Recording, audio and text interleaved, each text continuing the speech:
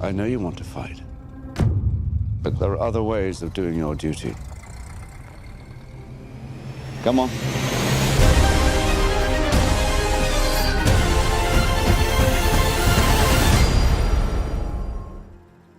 Bienvenue sur cette vidéo critique du film Kingsman, sorti le 29 décembre dernier dans nos salles de cinéma. Cette vidéo va spoiler le film, donc allez voir le film si vous ne l'avez pas vu et revenez regarder la suite. Merci et bonne vidéo.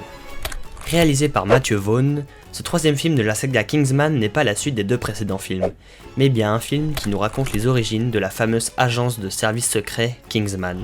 Stop fucking about!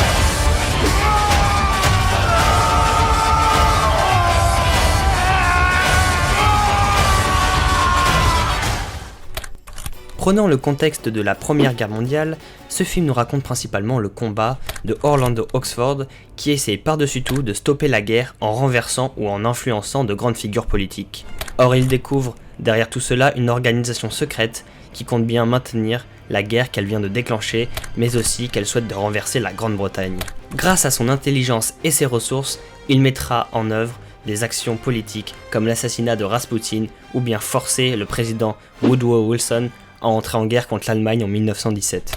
Mais le film ne se limite pas qu'à cela. Il met en avant la relation qu'Orlando Oxford a avec son fils, Conrad Oxford, interprété respectivement par Ralph Fiennes et Harris Dickinson. Lors de la guerre, Conrad souhaite servir son pays en allant au front dans les tranchées. En revanche, son père s'y oppose en lui disant qu'il y a mieux à faire afin d'en terminer avec cette guerre. Les tensions vont alors éclater entre les deux personnages. Mon but dans cette vidéo n'est pas de vous faire le résumé de ce film, mais bien de vous parler de ce film sur le plan cinématographique et historique, mais aussi avec mon avis. Tout d'abord, la mise en scène de ce film est plutôt bonne, voire même excellente, comparée à des autres films sortis dans la même période. Je prends comme exemple la scène de duel contre Rasputin, ou bien la scène de combat final avec les plans sur épée et des travelling intéressants, mais aussi la scène de destruction d'un navire anglais qui est plutôt intéressante. En revanche, elle reste inférieure à la mise en scène des anciens opus, où nous avions le droit à des scènes d'exécution bien plus prenants et plus travaillées, et aussi à noter certaines transitions mal faites, comme une transition ayant eu sur deux moustaches, entre des personnages de camps opposés. Pour ce qui est du scénario et des intrigues des personnages, elles sont très bonnes et bien écrites. À titre personnel, je ne note aucune incohérence dans le long métrage. Certaines scènes surprennent le spectateur, comme la mort de Conrad, qui ne fut pas vaine. J'ai aussi beaucoup aimé la scène lorsque Orlando apprend la mort de son fils. Cette scène est l'une des plus touchantes du film.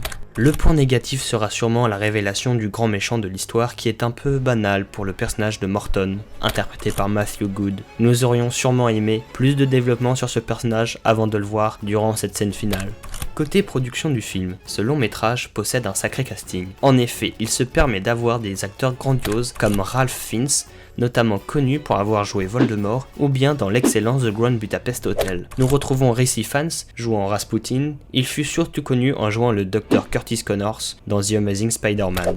On y voit aussi l'actrice Gemma Arterton jouant Polly Winkis, un personnage possédant une certaine classe très attachante. Et dans le rôle du majordome badass, on y retrouve l'excellent Jimon Hounsou, connu dans les films du Marvel Cinematic Universe ou bien dans la saga Fast and Furious. Côté histoire, cette œuvre cinématographique se dissimule parfaitement dans les événements passés. Il maintient les événements historiques tout en racontant une super histoire fictive par-dessus. Il se permet même de proposer des anecdotes historiques dans le film, comme la première tentative d'assassinat de l'archiduc François Ferdinand qui avait échoué.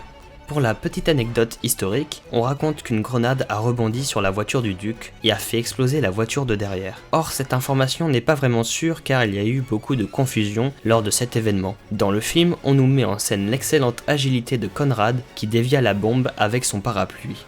On pourra noter aussi la mort de Rasputin, du tsar de Russie et l'entrée en guerre des États-Unis qui sont des événements historiques réels très bien raccordés à l'histoire.